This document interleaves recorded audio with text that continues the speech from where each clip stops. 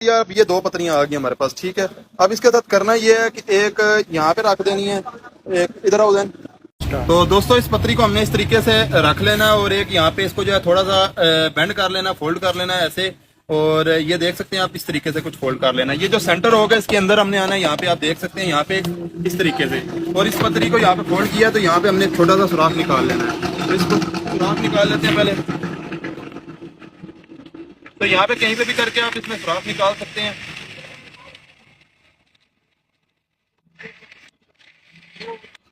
तो ये इसमें सुराख निकल चुका है। और अभी ये करना है कि यहाँ पे हमने एक पेज ले लेना है, एक वॉशर ले लेनी है। तो ये एक पेज ले लेना है, एक वॉशर ले लेनी है और इसको यहाँ पे रखना है। और यहाँ पे ये इसके टब के अंदर जो हमने यहाँ से टाइट कर देना है इसको। अब इससे पहले देखें कितनी ज्यादा इसमें वाइब्रेशन है, ठीक है। इसको लगाने के बाद मैं आपको चेक कराता हूँ। तो दूसरा